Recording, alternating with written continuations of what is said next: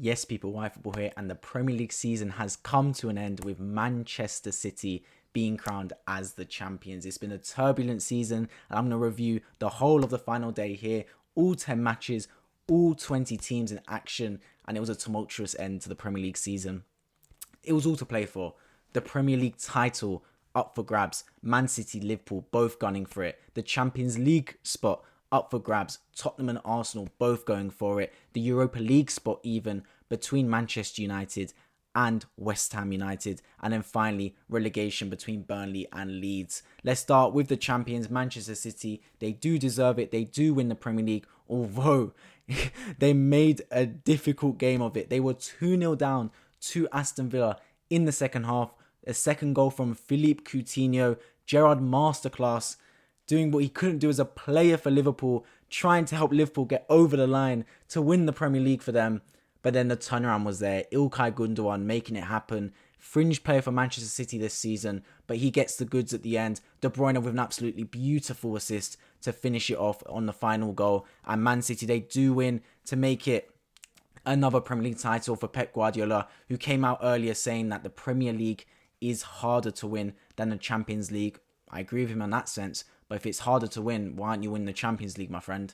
It's all good to win the Premier League every season. I do think he needs to win that Champions League at Man City, as I've said previously. He's won another Premier League season today. And yeah, good luck to him, and I'm happy for him. But he does need to win that Champions League for Man City, I do believe. Liverpool, on the other hand, look, they beat Wolves today. They also made hard work of it. Wolves were really resolute and defensive against Liverpool. They even took the lead after it was about 5 seconds. Van Dijk was missing today, and it showed because one ball over Konate and Matip's head, and they got spun, they got put in a blender, Liverpool's defence. Wolves out the other side and almost scored. And yeah, look, they won 3-1 courtesy of goals from Salah and Robertson at the end after Mane equalised. But it's just short of Manchester City once more. How many times are we going to say it? Brilliant season from Liverpool, but they're just short of Manchester City. Second place, they just can't seem to take that next step apart from the COVID year to finish above Manchester City. Chelsea, look, for them it was comfortable. The takeover, it's been a bit of a dodgy end to the season, dodgy second half of the season, but they do get over the line. They beat a helpless Watford team today to end it, and they'll finish in third.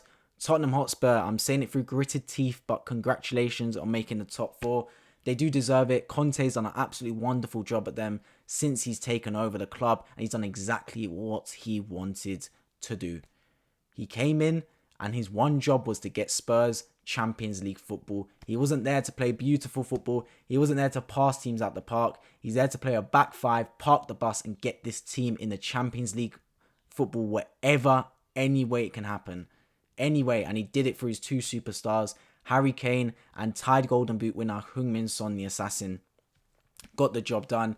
And look, they beat a helpless Norwich team as well. I had no faith in Norwich whatsoever, man. They lie down and die for all the opposition. And they did the job, and they get through to Champions League. So well done to them. Their recruitment in the summer should be very good to see if they can make the next step going on to try and push closer to Manchester City and Liverpool. Arsenal fifth, my team. Look, beat Everton 5-1 today in convincing fashion, but it was all in vain. The games were lost, and the Champions League spot was lost when we lost to Newcastle, when we lost to Spurs, and when we lost to Brighton, Southampton, and Crystal Palace. That's just the way it was. It wasn't a make or break game here. I knew we were going to win today.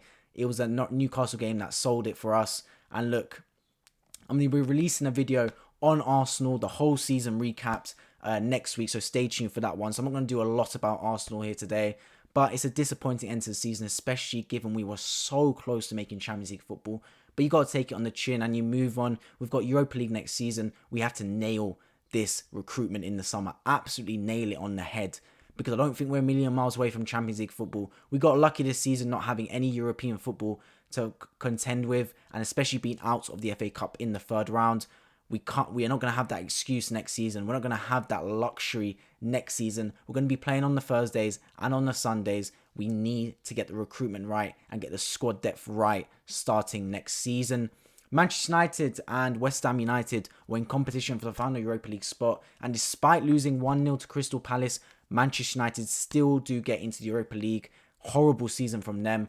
More questions than answers for that football club, more problems than solutions. Erik ten Hag's going to need them on the training pitch in summer, and he's going to need to be drilling into them what they need to do, and quickly. They're going to need a max exodus because there's a lot of players in that football club that I believe have outstayed their welcome.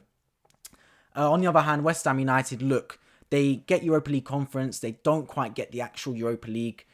And it's a bitter pill to swallow for those fans because they had a beautiful Europa League run out in the semi-final to Frankfurt. Bowen's had a breakout season alongside Antonio, who's been really good as well. But they just miss out on Europa League football. They still do get Europe through the Conference League, but they would have loved that Europa League, especially given the fact that had they have beat Brighton, they would have made it. So yeah, so close for them, but unfortunately they just do miss out. Leicester rolled over Southampton today 4-1. They're going to need some players replaced in the summer. Jamie Vardy, I'd like to think he's nearing the end of his shelf life. Maddison's had a beautiful season for them. Really done well, especially after being linked to Arsenal Football Club. He's really rolled up his sleeves and got going in their team. They need to make that next step for European football though. Brighton Hove Albion completely overachieved. Well done to them. Graham Potter done a brilliant job. Cucurella, that left back, unbelievable footballer. And they've really done an outstanding job to compete with the big boys. Been a bit of a bogey team for many sides. Snatched points off Liverpool earlier and even beat Arsenal and Tottenham away from home. So yeah, great season for them. Wolves as well, the blueprint for any team coming up from the Championship. How to stay in the Premier League. Be compact, be defensive. They lost their manager, Nuno Espirito de Santo, replaced him with another Portuguese manager, and he's kept the ball rolling, kept the ship sailing forward, and hopefully they can do even better come next season.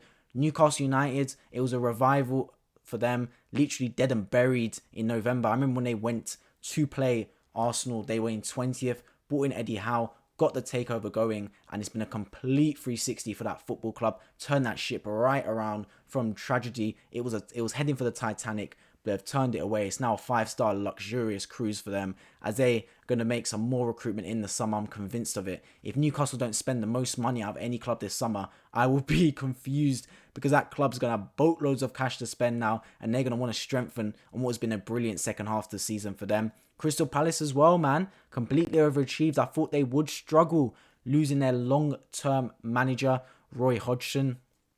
Brought in good old Patrick Vieira, my man. Yeah, he's a bit of a novice. He managed Nice and managed New York City. But yeah, coming to the Premier League side, it was a big risk. Risk done well, though. It was well managed. He's brought an exciting brand of football to that football club. Crystal Palace fans, they look excited to watch their team. He knocks the ball around nicely. He's getting the Zahas involved, the Elises, the Ezes. He looks a really nice workhorse engine football team. He's done a brilliant job, Patrick Vieira, in his first season at Crystal Palace. Brentford, fair play to them, man. Coming up to the Premier League for the first time in around 40 to 50 years. And they do get the job done. Well done to Brentford for staying in the Premier League and done actually very decent to stay in 13th. Aston Villa in 14th. Look, they've got a new brand of football with Steven Gerrard. They're not here to really push up and get Europe in this first season. But now they're going to look at just trying to change some things in the summer. They've got decent foundations to a squad and try and build up from there. Southampton alongside Aston Villa would have liked to probably get higher in the Premier League table. But they do stay in the division and that is the main thing. Everton, horrible season by all accounts, but they do just enough to stay in the Premier League. They're going to need a massive surgery in the summer to fix the problems that have occurred this season because they've thrown money at it. They've thrown boatloads of cash at this football club, but nothing seems to be working. They're going to need a complete rebrand. They've got the young new manager in Frank Lampard. Let's see if he can turn this ship around and get his players and his style implemented. Leeds United survived by the skin of their teeth. Literally on the last day beat Brentford 2-1 with a last minute goal as well. And they do stay in the Premier League and fair play to them. Because when they sacked Marcelo Bielsa, I thought it was a poor decision. But they brought in Jesse Marsch, American manager, came in, took a little bit of time to implement his style. And now he's going to have a whole summer to implement his style. Because his first port call was stay in the Premier League and he's managed to do that. And now he's got the summer to get on the training pitch with his boys and try and figure out where to go from here. Burnley go down and look, it's unfortunate for them because they've been in the Premier League a long time on a very limited budget. It was very unfair to sack Sean Dyche and many could say they got karma for that by going down.